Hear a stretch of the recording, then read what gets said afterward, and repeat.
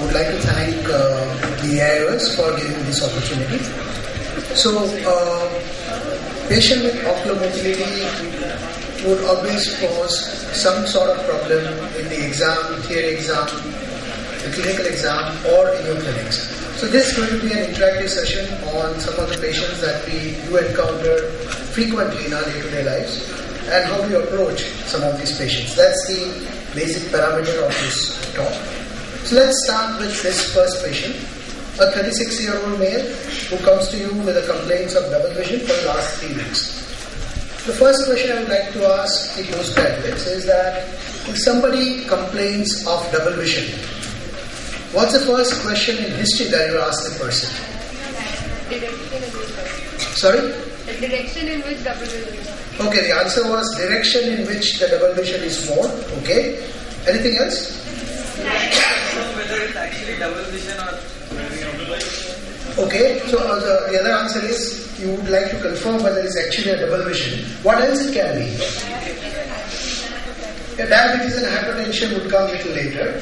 Uniocular or binocular? Fantastic. The first question you ask that patient is that is this double vision monocular or binocular? That's what probably you also meant.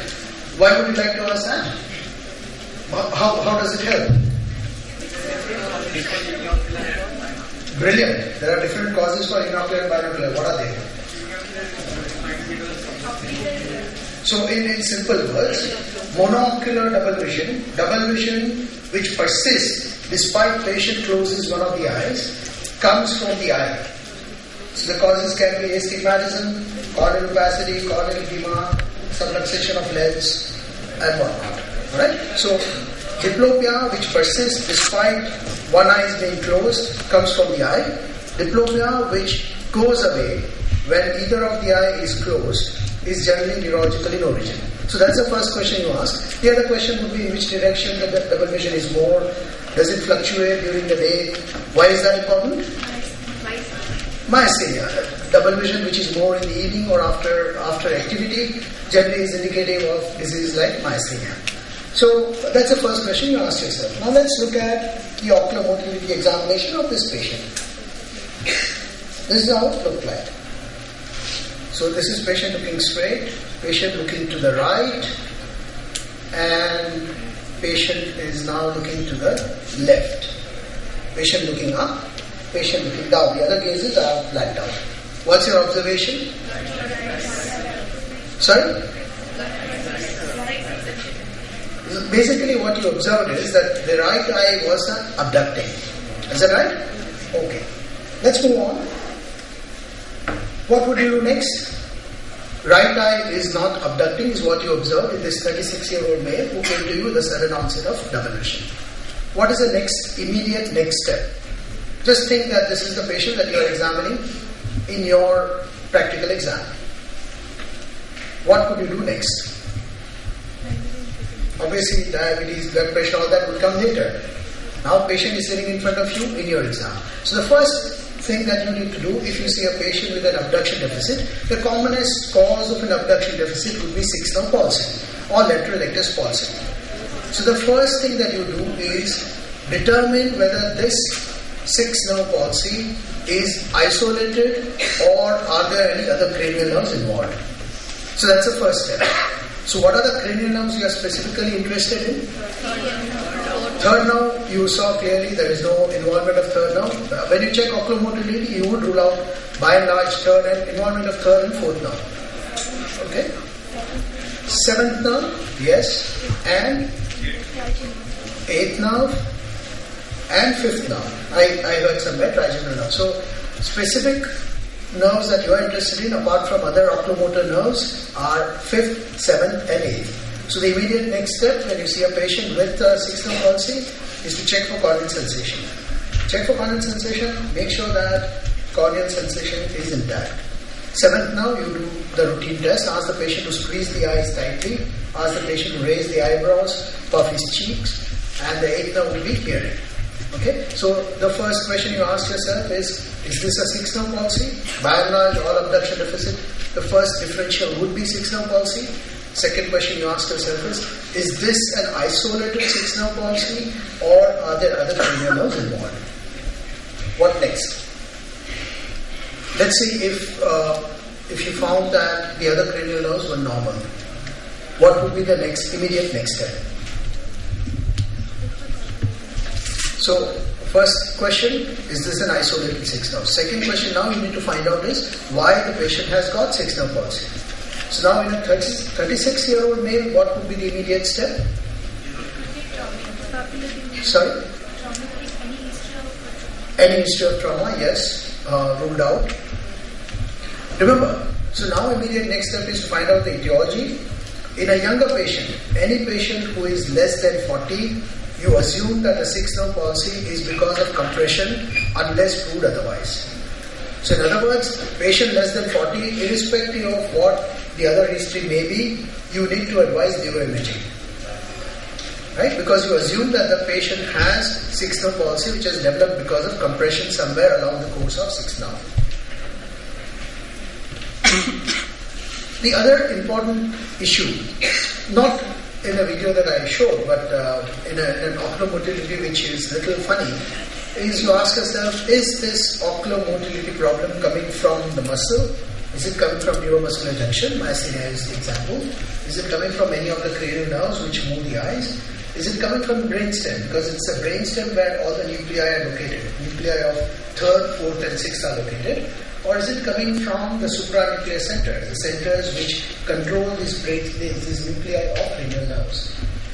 And then, isolated 6 now, we'll discuss about neuroimaging and role of other tests. So, with this framework, let's look at the 64-year-old male who also complained of double vision for 1 week. What's the immediate first question you ask yourself? If the patient complains of double vision? Is it monocular or binocular? Very good. And now, let's look at his ocular body. So this is patient looking straight. Video curtsy, Shankar Nitralaya. And this is patient looking to the left. And now this is patient looking to the right. Right. Observation? Again, left abduction deficit, more likely to be left 6 nerve palsy. But if I want to ask you about this particular framework, do you think this patient has a problem with the supranuclear centers? Possible? Yes or no? There are quite a few heads which are nodding horizontally that side. Why would you say that this is not a supranuclear center problem? Shout out. Yes, you can shout out. Sorry? Supranuclear regions are symmetrically evolving. Yes, supranuclear centers generally would cause gaze palsy. It will involve both the eyes, while here the other eye ocular motility was normal. Very good. What about the brainstem? Can it be a brainstem problem? Can it be a problem with the nuclei of the 6th nerve? Yes, possible. We'll talk about it. Now, possible. Can it be a neuromuscular junction problem? Can it be myasthenia? Remember, myasthenia is a great mimic. Any ocular motility problem, you would assume it's myasthenia if it's not fitting into any other pattern.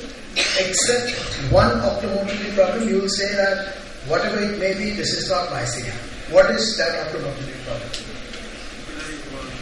Sorry? Exactly. If ocular motility with pupillary involvement, it's not myasthenia. It can be anything else, it's not myasthenia, right? So in this framework, we know that this is not supranuclear centers, this is not brainstem. It can be either muscle, neuromuscular junction, or the nerve. So in a 64-year-old male, patient that you saw, if the patient is hypertensive and diabetic, and if it's an isolated 6 nerve palsy, you are justified in just observing that patient without really doing any other test, except for the test for its vasculopathic risk factors. Now, when I say no other test, I generally mean neuroimaging. So in this patient, even if you don't do neuroimaging, that's fine.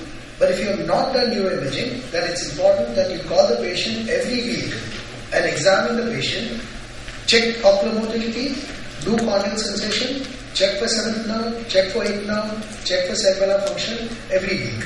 Because if there is a slow lesion anywhere in the course of the 6th nerve, which is slowly expanding, then the other nerves can get involved later in the course of the disease. Alright. Let's move on to one more case. This is a young female who had a history of trauma. She is looking to the right and looking to the left. Looking to the right, looking to the left. Observation. What did you find? Again, a left abduction limitation. Anything else did you observe? Narrowing of palpebral fissure, or maybe a little bit of anophthalmos. Yeah, I looked a little bit inside, and also patient had a trauma. What is your first thought now? Traction. Sorry? Entrapment of the muscle. Yes, this is likely to be a restrictive pathology in view of history of trauma and in view of a narrow palpebral fissure on the affected side. This is likely to be an entrapment of which muscle? Medial rectus. So if I say that yes, this patient would need neuroimaging, what would be the modality of choice? CT scan of hip joint. CT scan of brain and orbit. Absolutely. Why do you need to have both brain and orbit? I mean, if you advise CT scan of brain, you would be able to see orbit in it. Why would you specifically say CT scan of brain and orbit? Absolutely, because of the angulation of the orbit and the brain is different. So the way you see orbit is quite different if you just look at the brain plates versus an orbital plates. And when you advise for a CT scan of orbit, you would get a thin section of the orbit, so you have more information about the orbit. So remember, if you are advising a CT scan in this case, you need to mention brain and orbit both. So just to summarize, if you see a patient with abduction deficit, apart from sixth-nerve palsy, these are the other features that these are the other conditions that you keep in mind. It could be restrictive pathology in an appropriate setting. Restrictive pathology can be because of entrapment of muscle, as we saw in that patient. Rarely thyroid ophthalmopathy also can cause fibrosis of medial rectus, hence having a patient having an abduction deficit. Myasthenia is a great mimic. Duane syndrome can also produce abduction deficit, so always look at eyelid very carefully if you see a patient with abduction deficit. Let's look at this patient now. This is a young male. He has an obvious esotropy of the left side with congestion. Look at the left upper eyelid. There is a gold weight implant. You can see a little prominence of the left upper eyelid. That's because of gold weight implant. You can see that little smudge and that gold weight implant. So patient looking to the right, patient looking to the left, up,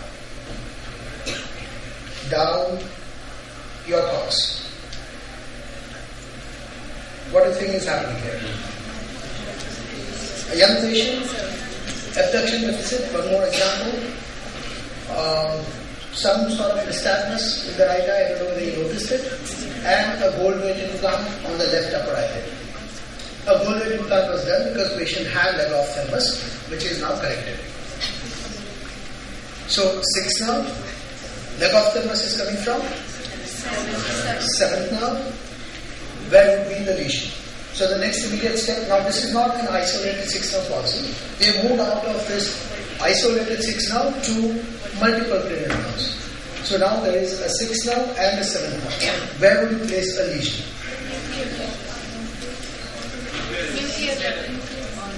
So somebody is saying nuclear lesion. Why would you say? Because the sixth nerve nucleus is in the pons, and the seventh nerve makes a loop around the sixth nerve nucleus, forming a facial colliculus. What did you see in this video, or maybe in the next video, which will tell you that next video also is a similar patient, which will tell you that this is not a nuclear lesion or pontine lesion. Look at it very carefully. There is one feature I want you to point out, which tells you that this is not pontine lesion. This patient also has a left abduction deficit. Already a little heightened tear film of the left side.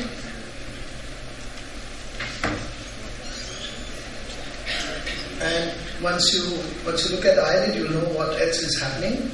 Patient looking to down and right. All other ocular motility is fine. And this is what is happening when the patient closes the eye. Right. So sixth nerve, seventh nerve, again, I don't know whether you noticed, there was a nystagmus of the right side. And you said a similar patient, the previous patient, you said that patient has a pontine lesion. Now I'm telling you, no, this is not a lesion in the pons, this is not a nuclear lesion. How would I justify? What is one feature which is missing? Let me show you next video. Now, this video is actually a patient with pontine lesion. So this is a patient looking to the left. You again, if you see the right upper eyelid, gold weight implant has been done. Patient looking to the left, and now patient is looking to the right. Now patient is looking to the right. What was the difference between this patient and the previous patient? Remember, the point I want to make here is that this patient also had a right 7th nerve palsy because gold weight implant has been done. So one important feature here is even the left eye, contralateral eye is not adducting. What patient has actually is a gaze palsy. So a nucleus of the 6th nerve which is located in the pons, if there is a nuclear lesion, generally you have two features. One, involvement of the 7th nerve because it is very close to the 6th nerve in the pons, and two, 6th nerve nucleus because it is very close to a tract called PPRF. What's the full form? Parapontine reticular formation. 6th nerve with PPRF acts as a gaze center. I'm trying to ask you a simple question because we didn't give you a tea break. So I want to make sure you are all awake. So 6th nerve with PPRF acts as a gaze center. So this patient had a nuclear lesion. Because 6th nerve nucleus acts as a gaze center, patient could not see to the right. That means right abduction limitation, left adduction limitation. Is that clear? So then where would be the lesion of the previous patient? This patient, where would you place the lesion then? 6th nerve and 7th nerve. Remember there is a nystagmus here. Wherever there is a nystagmus, and if you are asked to localize a location of nystagmus, and if you say cerebellum, 80% of the time you will be right. So now 6th nerve, 7th nerve, cerebellum. So this is a feature. This is a patient who had a lesion in CP angle, cerebellopontine angle. So 6th nerve, if it's a lesion which is somewhere in the center, if it's in pons, you'll have a gaze palsy with 7th nerve. If it's in CP angle, you'll have nystagmus, gaze 6th nerve palsy, and the 7th nerve. This is the anatomy that you all know. Look at this young man who is looking straight at you. And now we'll check the ocular motility. Look at his left eye very carefully. So now this is patient looking to the left. What did you see? Abduction limitation of the left eye. Now patient is looking to the right. What do you see now? The adduction also was limited. Now patient looking up. What do you think? Looking down. Looking up and looking down. Yes, what do you think? So abduction of the left side gone. So we assume that maybe it's 6th nerve. The adduction also of the left side was limited, and elevation of the left side was not complete. What do you think?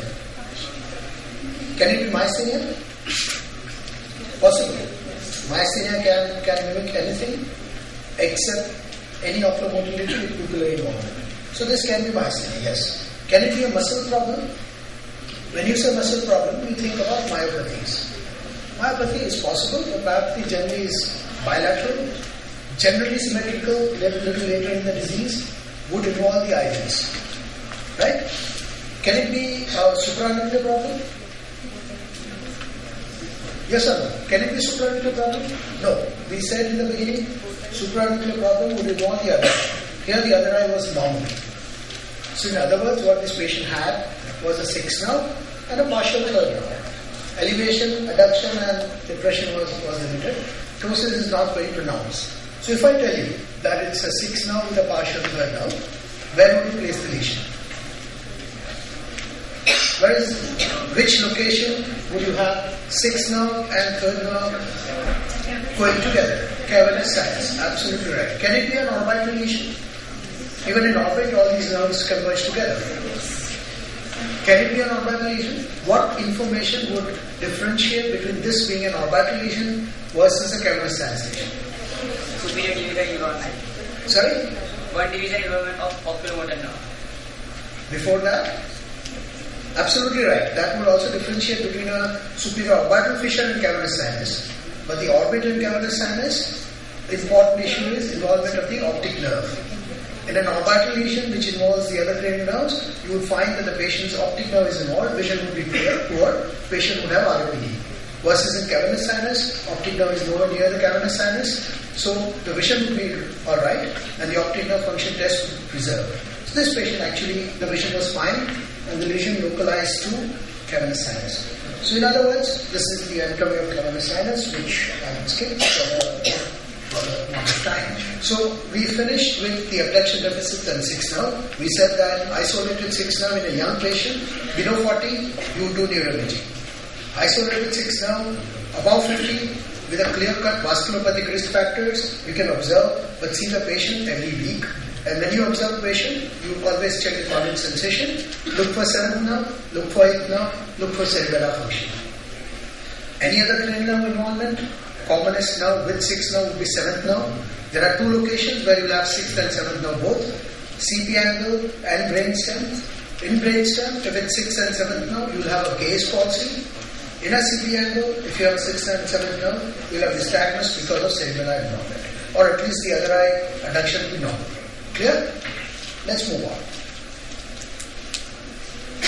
So, this is a 64-year-old male. This is how the eye appears when he looks straight. There was a complete ptosis. Now you lift the ptosis and you check for oculomotility. Patient looks to the left, patient looks to the right, patient looks up, and patient looks down. Right. Observation. Sorry? Third nerve palsy or which side? Right third nerve palsy. What is the immediate information that you would like to ask? Involvement of pupil. Why is that important?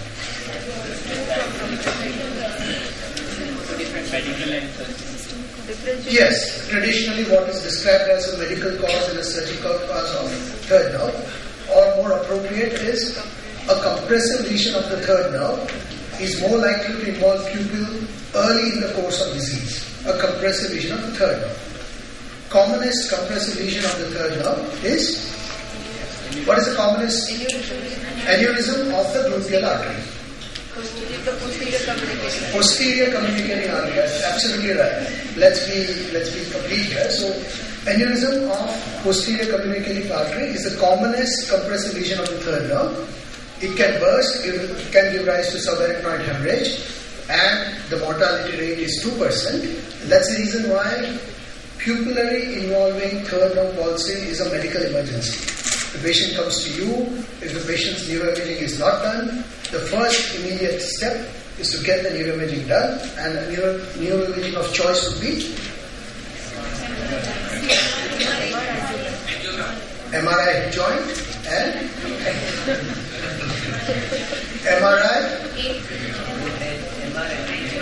MRI brain and orbit with MR angiography or CT angiography. Alright, because you are now suspecting a compressive lesion of the third nerve, and as I said, commonest compressive lesion of the third nerve is aneurysm of posterior communicating artery, and that's what you want to rule out. Please always remember, third nerve involving a pupil is a medical emergency.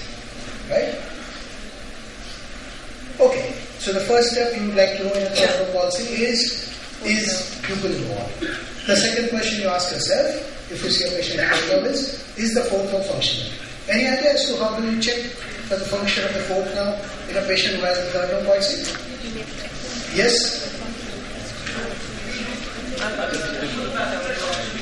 You look for a vascular torsion? Yes? You ask the patient to close the eyes? Yeah. What do you do? Alright, let's show you. Since we don't have enough time, let me show you as to how to do it. So you lift the eyelid, obviously. You're absolutely right. You look at the conjunctival vessel and you look for torsion. So in other words, you ask the patient look from up to down in an abducted position. And look at I don't know whether you are able to see it, but look at the connector vessel very carefully. Patient looks from up to down in an abducted position. And you will see a torsion. If you see that the connector vessels, you will find a little torsion there. I don't know whether you are able to appreciate it, but anyway, you need to believe me, so that's what you do. Abducted position, up to down. You will find a torsion of the vessel. If you see a torsion, fourth nerve is functioning. If you don't find a torsion, fourth nerve is not functioning. So that's the second question.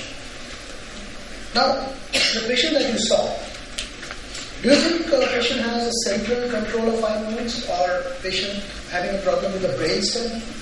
Supranuclear, we said that, remember, supranuclear centers would have a bilateral problem. This patient has a unilateral problem. Question is, can she have a nuclear problem with the third nerve? The answer is no, because if you remember, this is how the nucleus of the third nerve is organized, and a nucleus, especially you need to concentrate on LPS and superior rectus, and you will find that those nuclei have by and large effect on the other eye. LPS would have a bilateral ptosis if the nucleus is involved, and superior rectus would have a contralateral elevation deficit because it supplies the contralateral superior rectus as well. Now look at this patient. Third nerve palsy recovered. Patient came to you after 4 weeks. You didn't investigate initially because patient was diabetic. And when the patient came to you, she has a mild ptosis of the left eye. You are checking ocular motility, and this is what you found. Patient looking up. Patient now looking down. Look at the eyelid carefully. Patient looks down. What did you see? Actually, now it's frozen at the appropriate moment. What did you see when the patient is looking down? What's happening with the eyelid? Is the ptosis increasing or decreasing when the patient is looking down? There is actually a lid lag. If you see when the patient is looking down, the ptosis is decreasing and there is a lid lag. Where would you see a lid lag otherwise normally? Thyroid ophthalmology. What is it called? Warren-Raffet sign. This is a pseudo Warren-Raffet sign. Right? Lid lag, seen when the third nerve is recovered, generally a sign of an aberrant regeneration of third nerve. So third point you note when you see a patient with third nerve. Third nerve palsy, first point pupil. Second point is the fourth nerve functioning. Third point, a little later in the disease, is there any aberrant regeneration of the third nerve palsy? Aberrant regeneration almost never seen in an ischemic third nerve palsy. So like this patient who was diagnosed as having ischemic third nerve palsy, if she develops aberrant regeneration a little later in the disease, you need to go ahead and do MRI and MRI brain and orbit, because, as I said, if you see aberrant regeneration, it's a sign of a compressive or a traumatic lesion of the third nerve, never an ischemic lesion.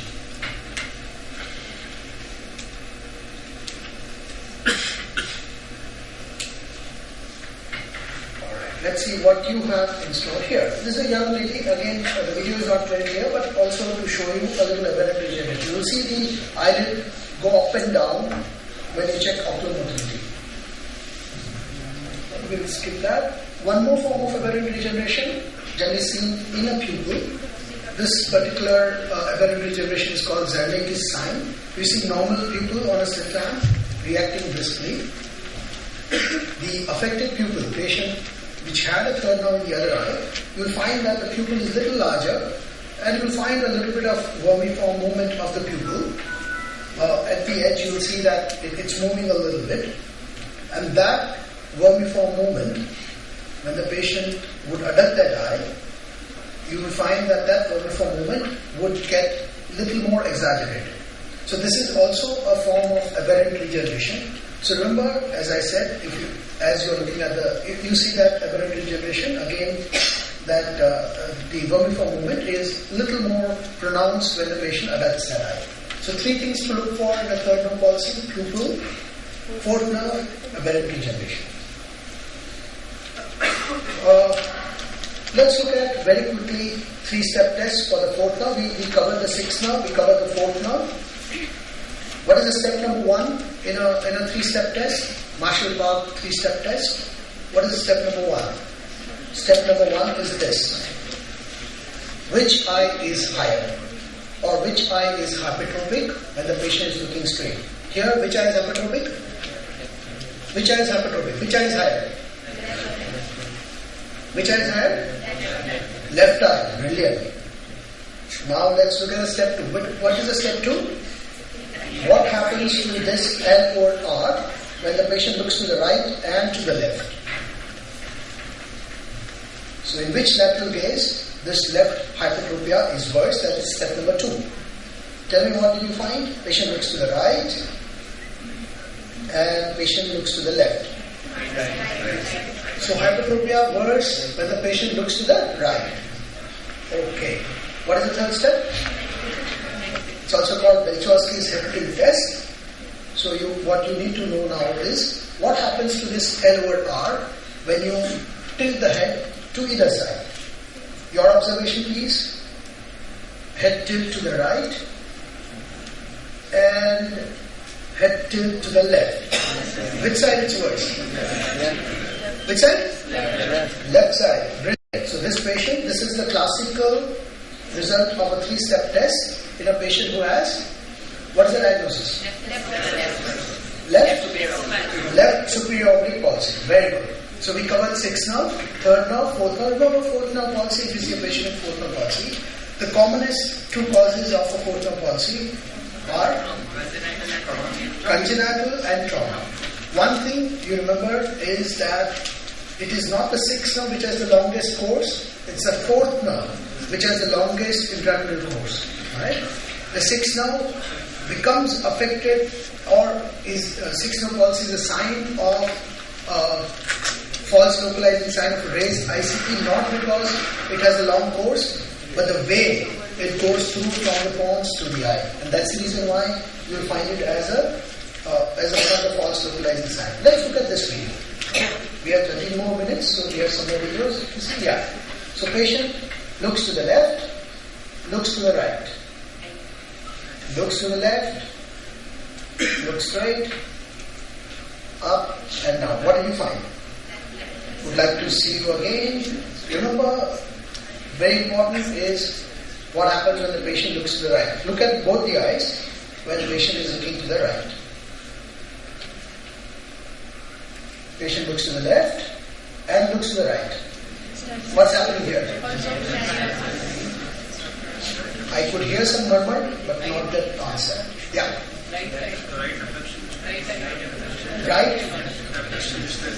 Right abduction is stagmus, very good. And left limitation of adduction. Diagnosis? Left internuclear ophthalmoplegia. This is classical left internuclear ophthalmoplegia. And this is the circuit of the connection between the pons and the membrane. And the internuclear ophthalmoplegia, the localization of lesion is which area? MLF, medial longitudinal fasciculus. So this is a cartoon which shows you sort of a numerical basis of internuclear ophthalmoplegia. This is a 6th nerve, and as I said, that is intact, which can abduct the muscle. This is the medial longitudinal fasciculus. If there is a lesion there, this eye would not abduct, this eye would abduct, but would have a nystagmus. This is how the patient will look like. What would you find here if the lesion is like this?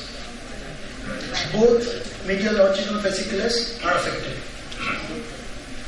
So, if both MLF, one eye, other MLF, other eye, so bilateral internuclear ophthalmoplegia, also known as Webino, wall-eyed bilateral internuclear ophthalmoplegia.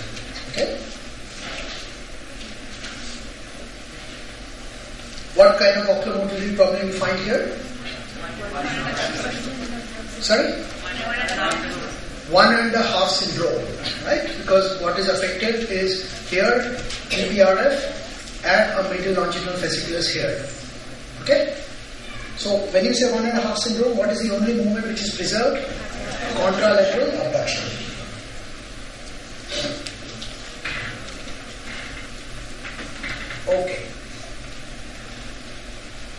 this is a 70-year-old male who was diagnosed as having Parkinsonism by a neurologist, and he was put on treatment. But this is how the ocular motility looked like. Patient trying to look to the right, patient trying to look to the left. When he's trying to look to the left, he's basically moving his head, and eyes are moving a little bit to the left. Very little, not much. Patient trying to look up, and patient trying to look down. So a 70-year-old male with a Parkinson's-like feature and virtually no ocular motility. So these are the kind of patients where, again, your algorithm of where the lesion can be would be useful. You go and ask yourself, can it be a muscle problem? Yes. Can it be a muscle problem? Yes. Yes. What kind of muscle problem? Chronic CPEO, basically a myopathy. So it can be CPEO, which is more seen in females, generally presents in a younger age group. Older age group, myopathy, you think of myotonic dystrophy or oculopharyngeal muscular dystrophy, which is not seen much in India. It's more seen in French Canadian ancestry. But remember, in a myopathy, you would have an effect of a process on LPS. So generally, you will find ptosis, where here the eyelids are perfectly fine, isn't it? So myopathy, that's what differentiates myopathy from here. So can it be a neuromuscular junction problem? Can it be myasthenia? Possible. Myasthenia is a great mimic. It's possible, but again, myasthenia would have some impact on LPS, but you need to keep myasthenia definitely in mind higher up in the differential. Can it be can it be a nerve problem? Can it be a nerve problem? If so, which nerve? It cannot be a nerve problem. If you are talking about nerve, means you are talking about bilateral sixth, bilateral partial third, that kind of lesion, patient will not be sitting in front of you and posing for your video. No. So can it be a brainstem problem? Can lesion be in a brainstem? Again the same thing. If you have a lesion which is so big that has affected bilateral sixth, third, everything, patient would not be sitting in front of you. Supranuclear centers? Yes, now effect is on both the eyes. So now a basic toss-up is, can it be supranuclear palsy? Can it be myasthenia? Can it be myopathy? One simple test which would differentiate between a myopathy and a supranuclear center is you do dog's eye movement. Look for a passive eye movement.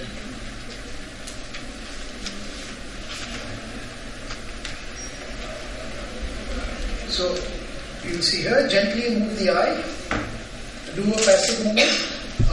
Not very clear in this video, but the passive movement was better than when the patient was asked to move his eyes. So if the passive movements are present, it tells you that the lesion is in the supranuclear centers. If the passive movements are absent, it tells you that the lesion is at the muscle. Because muscles are actual ground force. If the ground force is not functioning, everything gone. The supranuclear centers are not functioning, ground force can still do some movement. Alright? So do a passive movement in these kind of patients where there are no ocular motility, three possibilities. No ocular motility, three possibilities. Supranuclear center, myopathy, myasthenia. Myasthenia history would suggest, myopathy history and effect on the upper eyelid would suggest. Supranuclear centers, slow process, bilateral, passive movement would be present in supranuclear centers.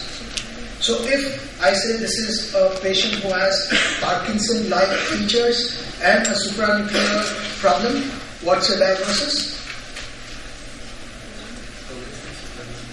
Perfect. Progressive supranuclear palsy, also abbreviated as PSP, also known as Steele-Richardson syndrome.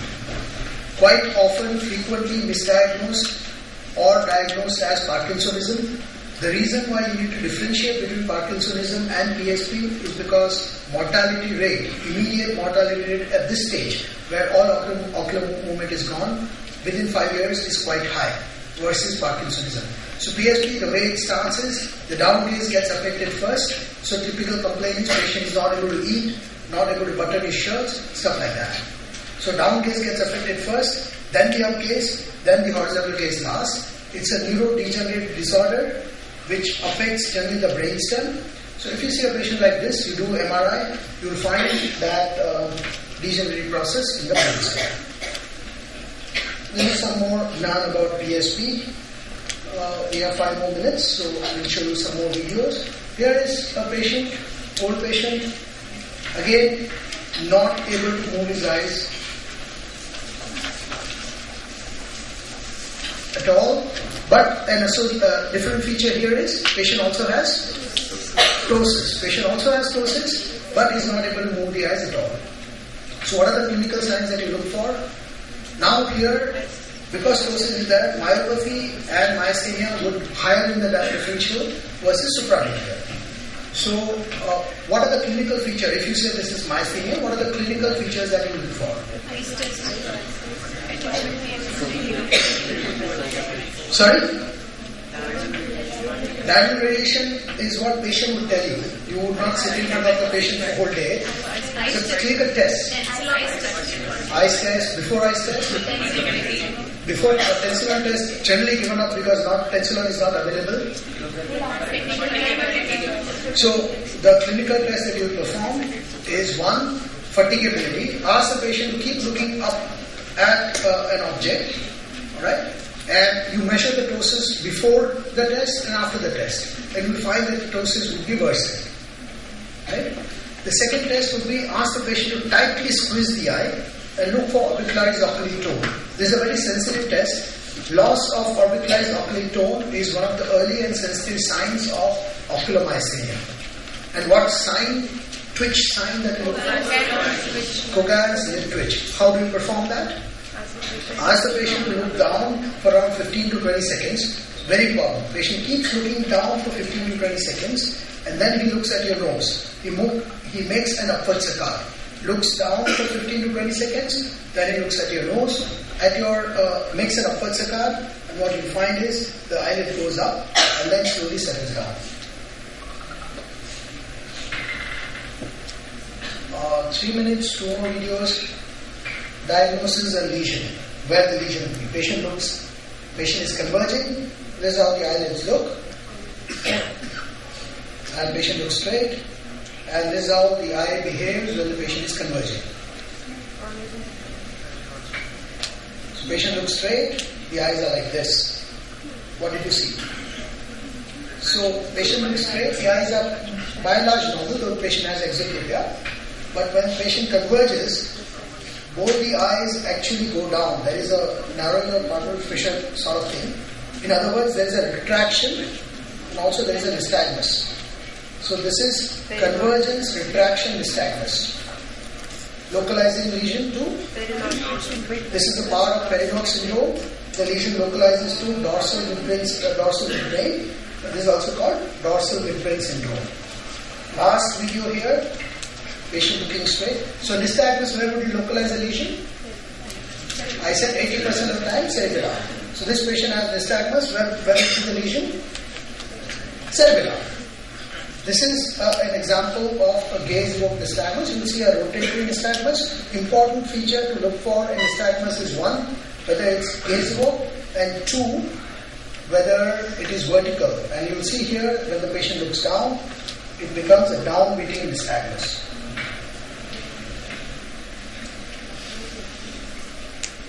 So with that, I think I'll end. Thank you so much, Shafra. Thank you, Rashmi.